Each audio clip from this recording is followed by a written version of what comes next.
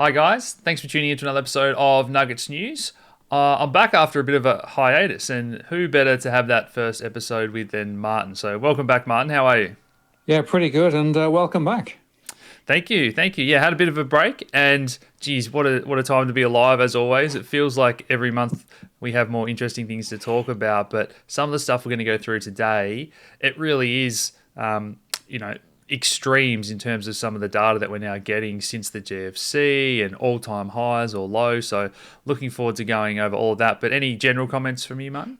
Well, I think 2 points. The first is the concept of compression. Things are happening much more quickly than perhaps people are used to, right? So events that might have taken months to play out are taking weeks or days to play out, firstly.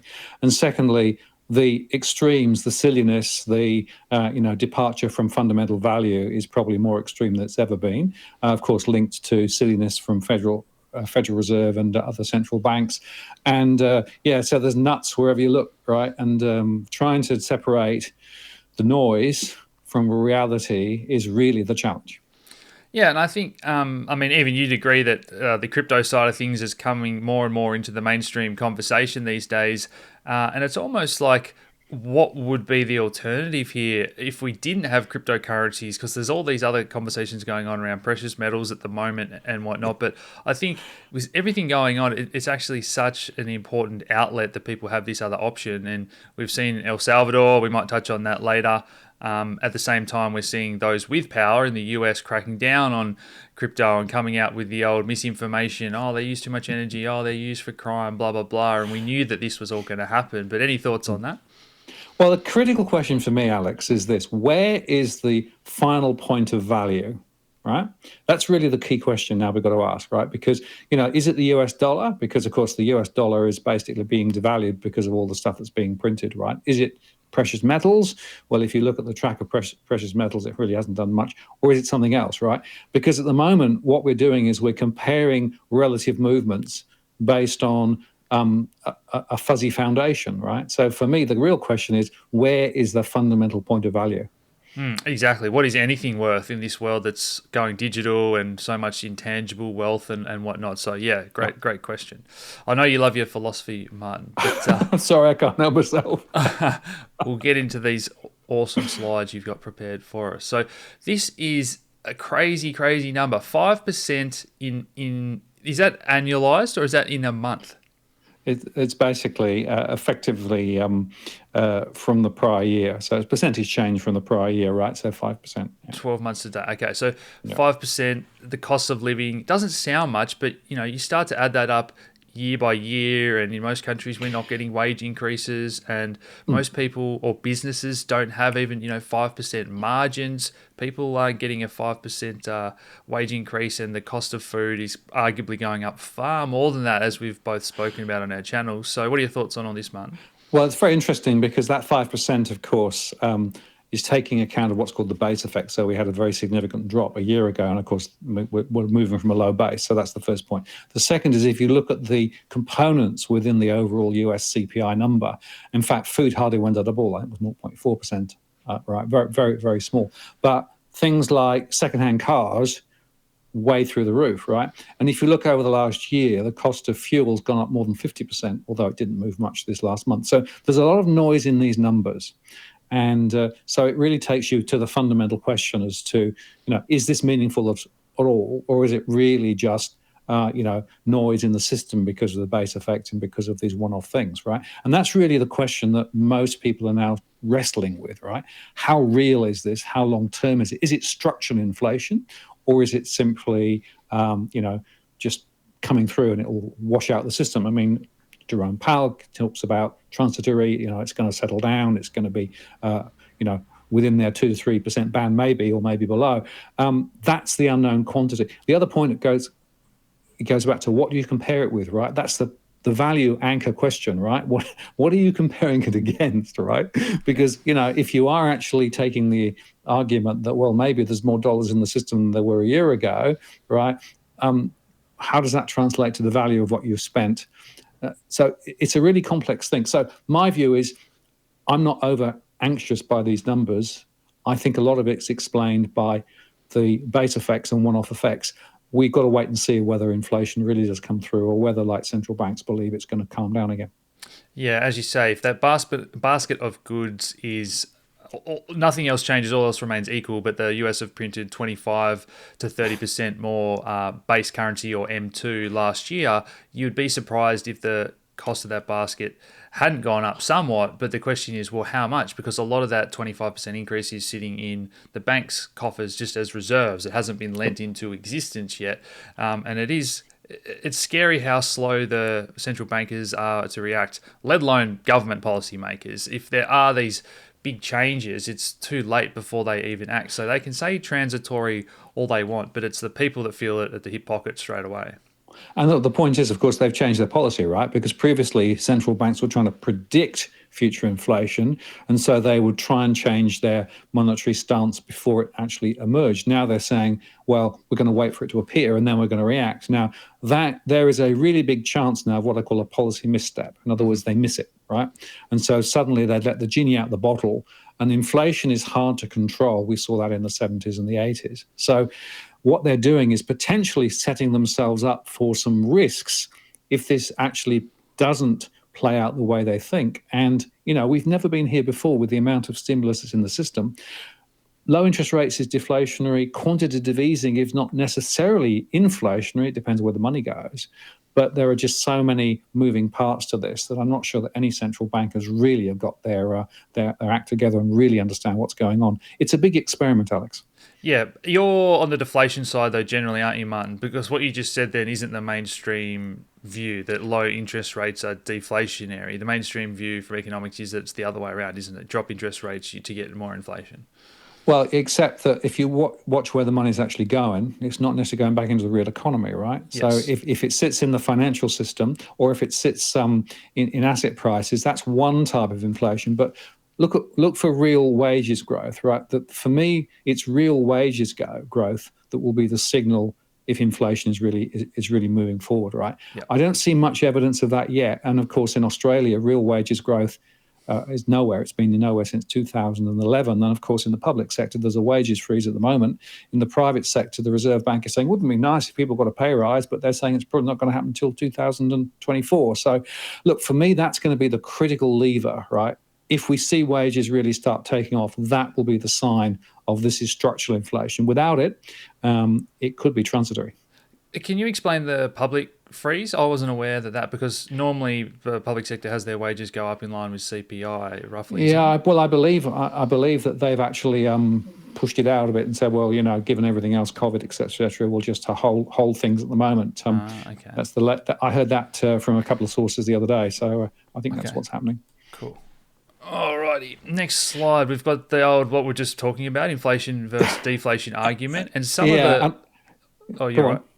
Yeah, I was just interested. There was a Deutsche Bank report that came out this last week on this whole question, deflation, inflation. They're arguing this is probably the most critical over the last 40 years, the most critical decisions that we're taking now than we've ever had. And they quoted Ronald Reagan, who said back in 1978 that inflation is as violent as a mugger, as frightening as an armed robber, and as deadly as a hitman, right? So they were really scared of inflation back then. Yet Biden said in 2021, a job is about a lot more than a paycheck. It's about dignity. It's about respect. In other words, they've shifted the dial now to talk about, social impact, right, rather than just the inflationary stuff. Yellen, of course, said, low interest rates gives us opportunity to do stuff. Again, that's social. And Larry Summers said, I think this is the least responsible macroeconomic policies in the last 40 years, right? And then, of course, you got Powell saying, this is just in reopening, you're going to get these wobbles, there's nothing serious, right? So, I mean, it's really just interesting seeing those sort of themes coming through. So what the Deutsche Bank report said was, look, this is probably the most critical question that we've got. It's too soon to say whether it's real or whether it's just, this wobbly stuff coming through the system because we're recovering out of COVID. But the risks are that the policy settings will be wrong. And if they are wrong, the consequences will be fundamental. So I think that just scores underscores again how critical these debates are and how important issues are. And of course, it's critical for policy, not only at the sort of the macro level, but policies relating to individual portfolios, right? Because if you believe that inflation is either raging now because of it's being mismeasured or it's coming through, then you'd want to set your portfolios one way. Whereas if in fact it's deflationary and this is just temporary and we're going to go through another, downturn ahead, then you want to position differently. So it becomes really important, not just at the macro level, but on individual investments as well. Yeah, and to add another quote into that mix, I think it was Christine Lagarde recently at the ECB talking about moving these goalposts from what they used to have in terms of the CPI band and their targets to now talking about unemployment rates. And when the Fed hit those unemployment rates, they then move the goalposts again. And recently she said something along the lines of, I believe it was her, it might have been someone else, but basically, look, do you want inflation or do you want a job? And kind of saying, stop complaining, if we weren't doing this, unemployment would be higher. But I think it really just is focusing on the short term once again, because maybe this is going to cause a far bigger problem when we have to have a new monetary system altogether because they've taken things too far. Yeah, and of course the Reserve Bank in Australia basically said the other week that for them keeping rates lower for longer was there to get the unemployment rate down and the job rate up. So their focus is exactly the same. It's about jobs, right? Never mind the financial consequences. And they recognise that low interest rates had a completely distortionary effect. So savers were being hit over the head by a 4x2. People with loans were doing very well and borrowing more money, but they were happy to wear that because their real focus now is the unemployment number. I think it's an excuse, frankly. To my mind, you should be able to do both. It shouldn't be an either or. Yeah, I love the headline in the AFR recently where the RBA was worried about the number of people that were saving money, worried about the level of savings. We wouldn't want people being responsible or saving up till they can afford something, It's really weird, isn't it? The concept that you actually save for it first and then buy it rather than actually get it on credit. I mean, of course, the banking system relies on credit, right? So they want you to borrow more for longer, right? They want you to be a cash flow into your old age and beyond, right? That's what they want. That's the big trap. So the question is, you've got to make your own decisions about what's affordable and what's appropriate for you. Don't rely on just being able to get more and more credit to see you through, because at the end of the day, you've still got to pay it back. Yeah, and that all changes as well, that whole argument and thinking, if we do start to get inflation, if people do say, well, things are going to get far more expensive the longer I leave it, then people are going to start to rush and they will spend those savings. And the scary thing is that is the mindset of these central bankers, and they're going to keep taking things down that path. And of course, inflation has another benefit to central banks. It reduces the absolute value of the debt. Yes, right? In nominal terms. So it makes it easier to repay over the medium to long term. So there is almost a year you want rates really low, but then you want rates really a bit higher because that will actually help with the longer term issues. So it's short term, long term, rates up, rent. That's why this is such a complex situation that we're looking at. And it's the first time in 10 plus years since the GFC when we really have had a lot of talk of inflation. And it's always been a bit of a fear in the background, but this is the first time we're really starting to see it in the real world. Yeah, and I'd simply say at this stage it's too soon to say, but watch the signs. And the other observations we'll see in a second is that maybe central banks will start tapering, will start turning back the stimulus because they start to get a bit worried about this. And in fact, it's interesting that the official position was that the Fed wasn't talking about tapering, right? In other words, taking some of the Q out. In fact, the minutes that came out last time indicated they had been talking about it. And I think they're going to use Janet Yellen as almost the talking about the Fed talking about. So she'll be the first step in the puzzle. But you've got the chart here, Martin, of these shipping costs. And it's worth just bearing down. This is a very good example of costs in the system going through the roof because, of course, now there's much more need to shift goods around. Containers are out of position, all of those things, and it's more expensive than it was. And in fact, those costs are huge. So there is definitely in that category significant inflationary pressures now moving stuff around. Yeah, coming out of that COVID period as well, there's always going to be a little bit of a bounce back, but it's so aggressive now. It's almost like China's stockpiling, other people stockpiling. Is there a shortage of goods being produced because places that are still in lockdown, and the breaks we've got in supply chain? So all these questions we had are starting to filter through, and seeing these really high costs with people that are the only way to get from A to B know that they can charge more. Exactly right.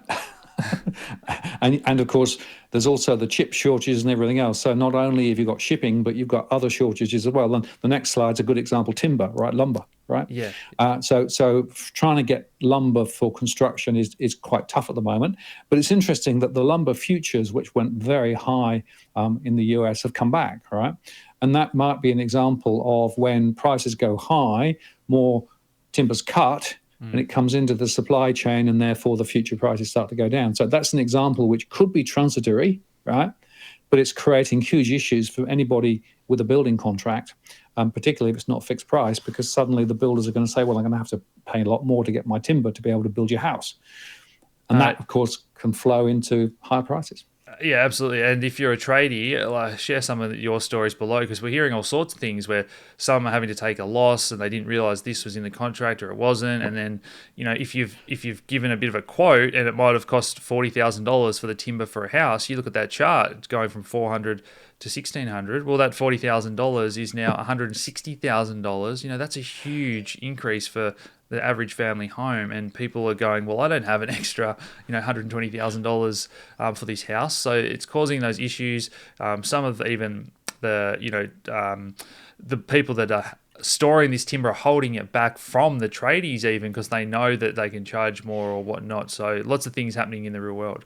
Yeah, and in fact, I made a post about 4 or 5 months ago with Edwin Almeida, one of the people I have on my channel, and he was talking then about the timber going. And of course, we've seen it disappear from Bunnings. It's hard to get any timber at all at the moment. Yeah. So this is a real issue. And I would make the point that many people, when they signed up to have their house built, didn't actually have a fixed price contract.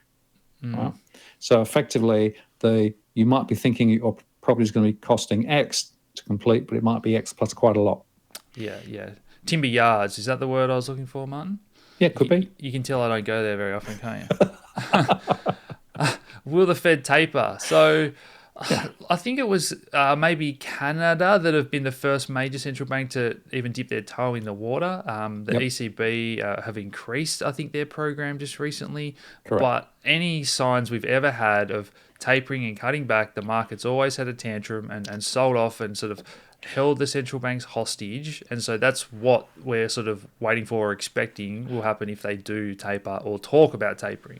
Well, the interesting thing is, and this was done quite quietly, they've actually announced the winding down of the secondary market corporate credit facility, which was one of the facilities they put in at the start of the COVID crisis, right? So basically allowed them to intervene in the secondary market. So that is already being ratcheted down, right? I'm not sure how many people noticed this announcement because it was not sort of spread from the hilltops, right?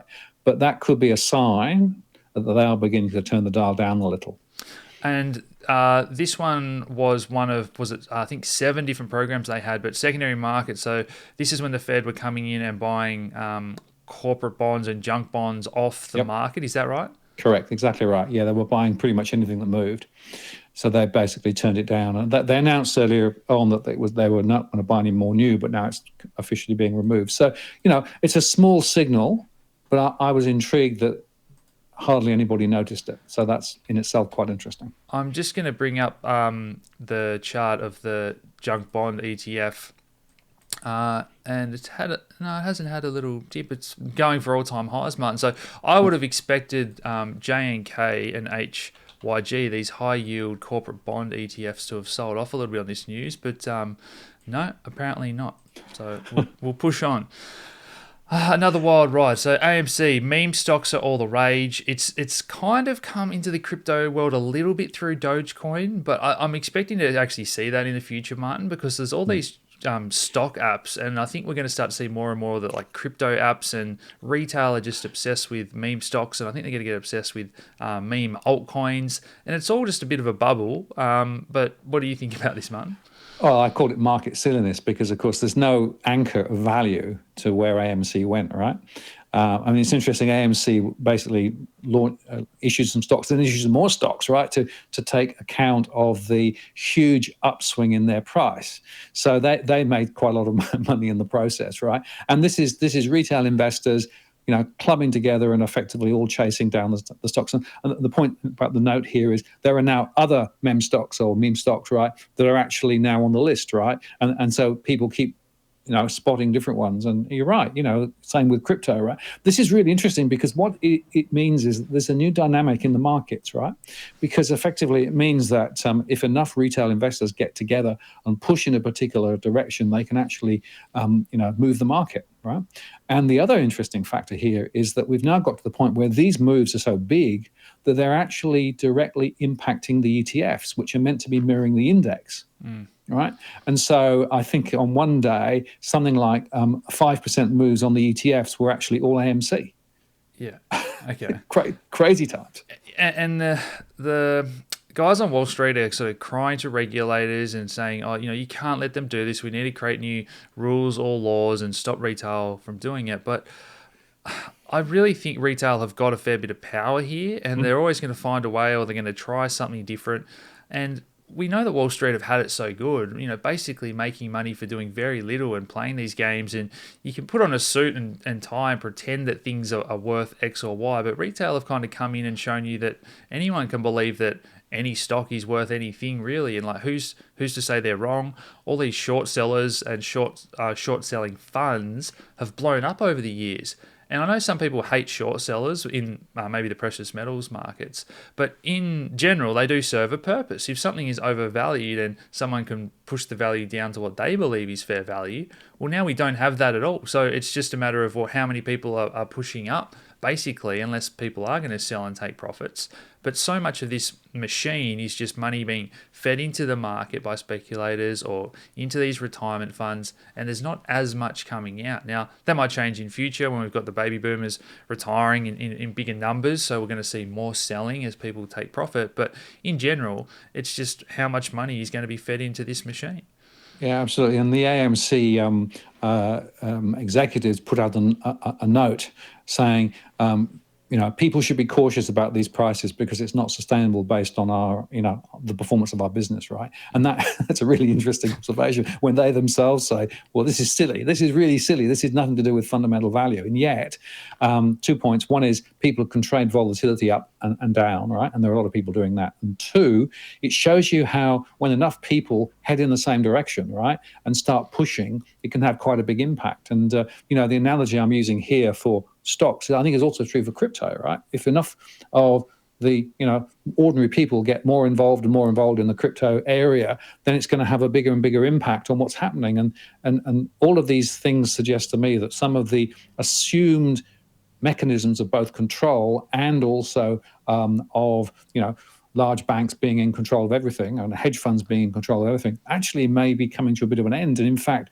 of course, some of the small investors pushed so hard that the hedge funds lost a lot of money in the process. So it's really interesting times. Yeah, so you think about a couple of other aspects here. So algorithms have become something like 70, 80, 90% of actual trading volume. And so all of a sudden you've got these real people come back into the market, and it might be very thinly traded markets. And even if there is a bit of volume, it's these algos. And so this real buying really upsets those algos. They haven't seen it before. Or when everyone's buying those call options and then the algos don't really know what to do on the actual underlying spot prices of the stock. So all these things are sort of upsetting the traditional guys that have had it so good. But another point that's very interesting here is we've seen a lot of insider selling. So they're kind of taking profits off the table at record highs, but they're also issuing a lot of corporate debt or more shares like GameStop or AMC have been doing, for example. And that is something that people don't often think about in terms of shares that have maybe acted as a decent store of value over the years. But if these companies are now saying, well, I'm just going to issue 10% more shares or 20% more shares, it's the same as printing more currency. And even a lot of cryptos have at least got the number of coins programmed. They can't just turn around and say we're going to issue 20% more.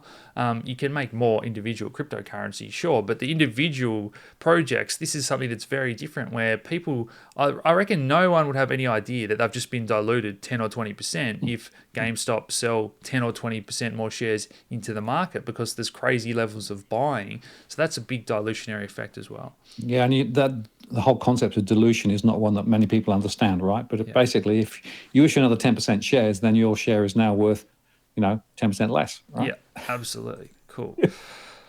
All right. So the RBA supporting the financial system. What have they announced, Martin? $100 and something billion dollars. So there's 200 billion, right, of 0.1% money going to the banks, right? And this term funding facility, the TFF, is going to end at the end of June. In fact, the Reserve Bank spoke about it this week, and they've shown that around, 164 billion has been taken so far. The rest will be.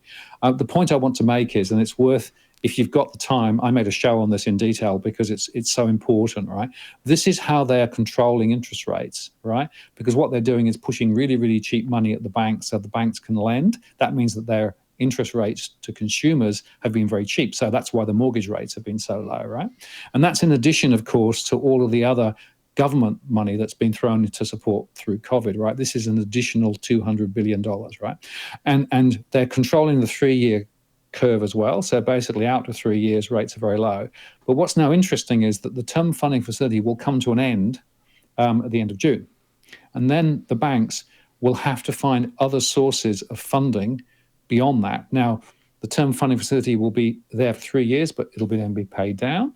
And that means that the banks will need to actually go either to the international capital markets, which they've been basically not having to do for some time, which means they'll be paying higher rates, or they'll have to actually pay more for deposits because deposits become more valuable. In fact, the mix of deposits have changed to be much higher relative to bonds and other funding for most operators in Australia in the banking sector. So the implication for this is really important because what it means is that we're going to see interest rates start to move up irrespective of what the Reserve Bank does with the cash rate, right? And we're already seeing it. So ANZ today announced that some of their mortgage rates were going up, in some cases by 0.5%. We've seen other organisations like Westpac also move some of their fixed rates up as well. And so the question now becomes how much will rates be rising independent of what the Reserve Bank has done, simply because the term funding facility is being turned off. And I think we should wait and see how much they're going to raise their interest rates on our savings accounts and all that, Martin. I don't think they'll be in a rush to raise those rates like always. But this is the question for me is how much have they taken a leaf out of the American playbook where they've got all this extra money and they're not allowed to use those funds specifically for speculating, but it's just robbing Peter to pay Paul. So if they had an extra 10 million over there that they would have had to normally use for reserves or lending or whatnot, well, maybe they have been speculating on Tesla and Apple stock and whatnot. And so you take away the punch bowl. Are the Aussie banks going to cry poor like the American banks have been? And the RBA, again, they're just going to have their hand forced continually. Maybe we see the Aussie stock market sell off. All the banks just talk about how they've got all these problems and they can't lend and interest rates are going to rise and blah, blah, blah. We need your help. We need you to print more money and give us more money for free. So that's what I'm waiting to see if it plays out like. Yeah, and look, the 200 billion basically supported the bank's profits, right? Their margins were effectively higher than they would have been thanks to it, right? Now, of course, this time around, the bank profits increased quite significantly because they've all written down some of the very high levels of provisions they made previously. But I think we're going to see very interesting questions about margin compression ahead. And you're right, the pressure on the Reserve Bank to do more to support the banking system, right, which seems to be the one thing they want to protect and preserve above everything else, could actually have some unintended consequences. But for those with mortgages, right, the cheapest fixed rates have already gone, I think. And for those on variable rates, I wouldn't be surprised to see an out-of-cycle variable rate rise in the months ahead. One thing that we've also seen, I read an article, I'm not sure if you've seen this, but in America now, we've all this intangible wealth and these products that they just can't get enough of.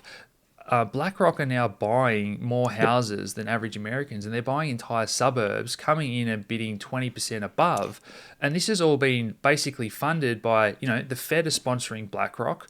Then they've got all these programs where the big banks can give out money, and these investors come in and they borrow this money to speculate. They package up all these mortgages into mortgage-backed securities and CLOs and all these fancy derivatives.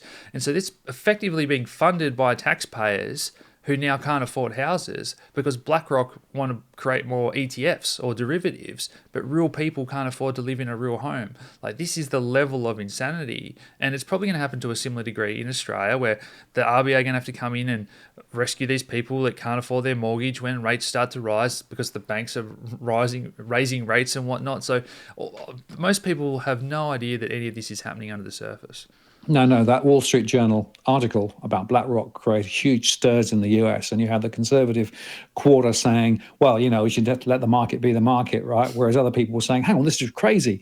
If they are paying 20% over the odds, all you're doing is just inflating house prices further, creating more financial derivatives based off the back of it. And this is 2008 playing out all over again. And for me, this is a pretty shameful thing. I haven't yet seen any evidence of this happening in Australia, but folks, if you know different, let me know.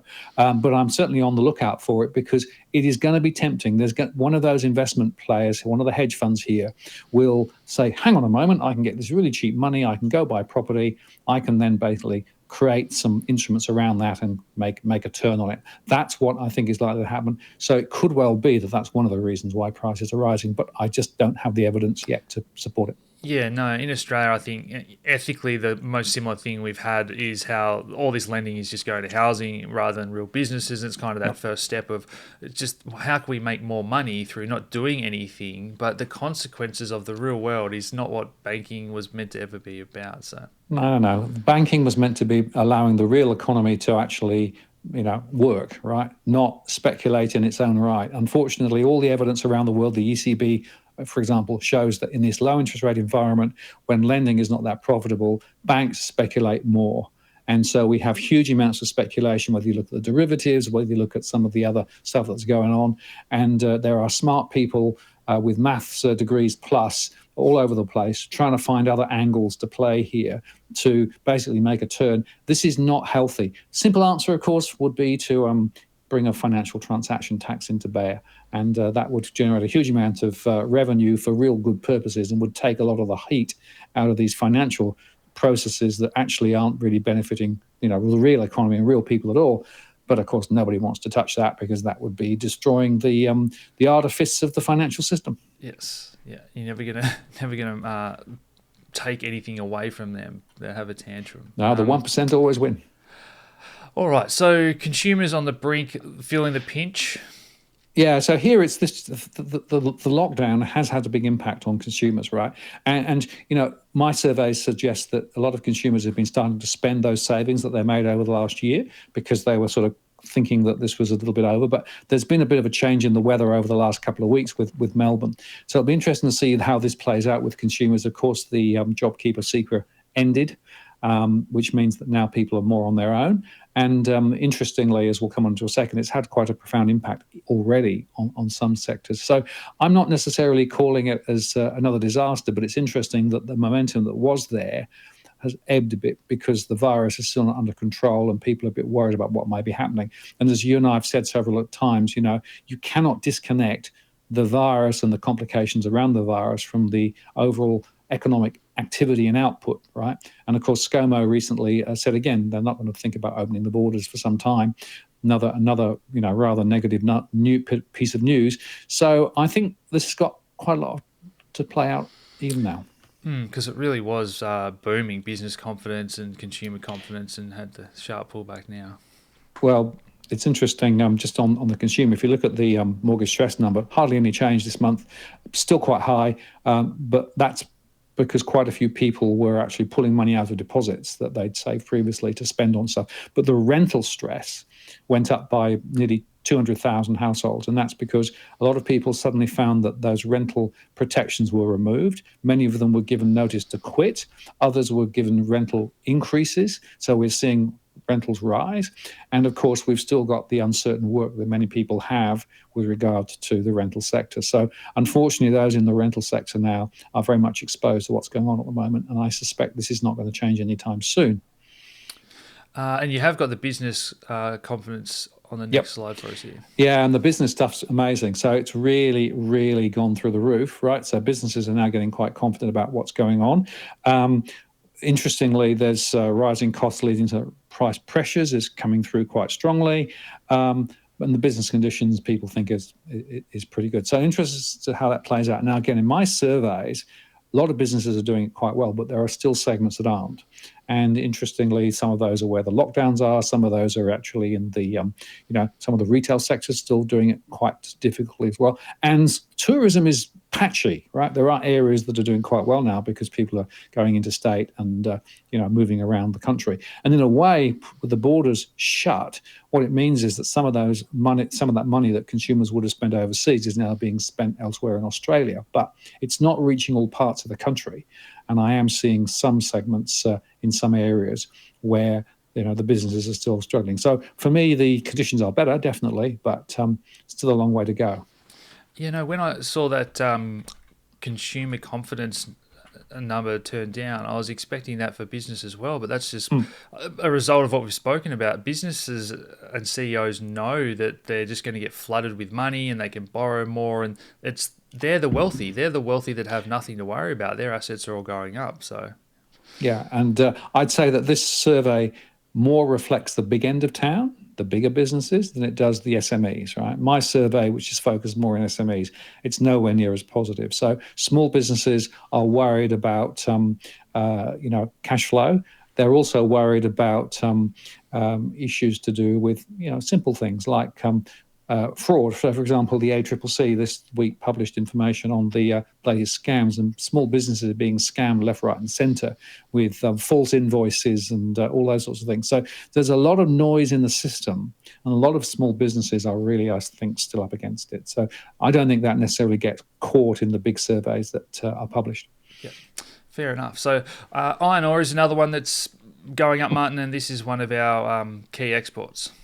Well, it's critical, right? And what happens to the price of iron ore is probably one of the big questions, right? If it stays where it is, that's going to be a huge bonus to the economy because, of course, we export a lot of iron ore to China predominantly, but a few other places too. Interestingly, the Vale mines over in South America have actually reported more problems with more, I think, dams again. So their ability to sort of up their exports might be less than previously. We also know that China's sort of been making noises about getting iron ore from elsewhere, but haven't really done much.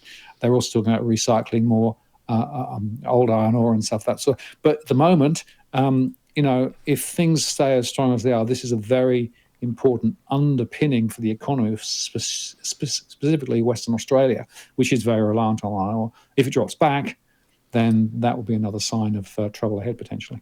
Yeah, I just quickly brought up the Vale chart that's absolutely cruising, and I'm assuming BHP and Rio are going to be doing it pretty well as well, which, yeah, they are. And I guess the ASX just in general, something we spoke about over the years, Martin, was when Australia go down this path of 0% interest rates and QE and whatnot, just expect the Aussie stock market to take off, and it definitely has as well. Yeah, and the markets in the US are at an all-time high. We hit an all-time high here last week. Not surprising, all that low money, all that cheap money is going somewhere. Does it reflect fundamental value? Was the question. I still have my doubts, but I've still had the view that we could well be sitting well above real value for some time, but at some point may come back, may not, but that depends on some of the iron ore questions, the virus questions, and some of the other things that we've been touching on. And just the Aussie dollar as well, sort of just hovering a little bit under 80 cents, but I just wonder if that's going to cause more headaches for the RBA as well in future.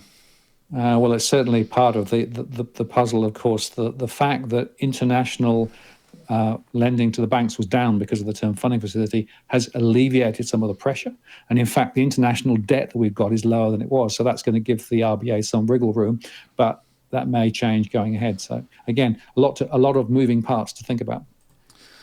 Okay, so Bitcoin, Martin. Yeah. Hey, everyone at home, I want you guys to know Martin added this slide, not me. Yeah, no, I did because I thought it was quite interesting, right? I mean, obviously, Bitcoin has dropped from its high recently, right? But I am intrigued by El Salvador and now, India talking about it, other countries essentially beginning to think about Bitcoin as something which should be part of their monetary system, in complete opposition to where a lot of the central banks are, which is saying, no, no, no, we can't have Bitcoin. It's too risky and it's not trustworthy. We need to have our own central bank digital currency. And for me, this is the real nexus, right? How this is going to play out. Is it going to be Bitcoin or another crypto, or is it going to be a central bank digital currency? This is the real question of the moment now. Central banks are testing different forms of central bank digital currency. In China, of course, they're a long way ahead. But the fact that India may be thinking of Bitcoin as an asset, and El Salvador actually saying, well, alongside the Aussie dollar, we're going to be able to use Bitcoin, and all the shops should be able to accept Bitcoin. I think it's a really interesting thing.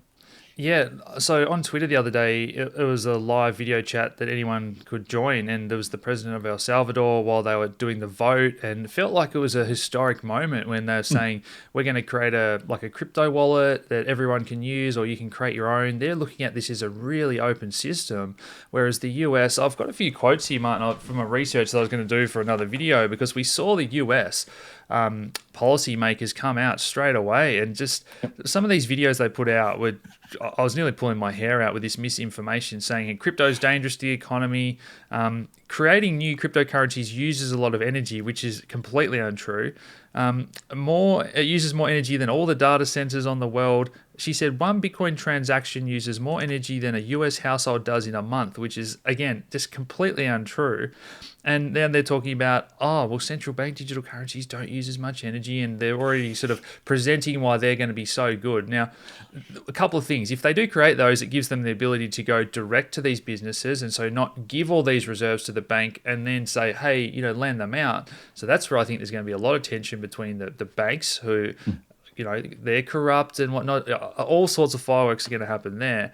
But then just talking about how bad Bitcoin is for the environment and it doesn't do anything useful, so we need to crack down on them, blah, blah, blah. Now, all the research shows that, Bitcoin does use a lot of energy, but it all comes from either renewables or spare surplus capacity that would otherwise go to waste. So very little is coming from coal power plants because it's just not economically viable to do that. So I think this is going to be absolutely a talking point, a debate. The US coming out today and saying El Salvador accepting this as a currency is dangerous for the whole financial system.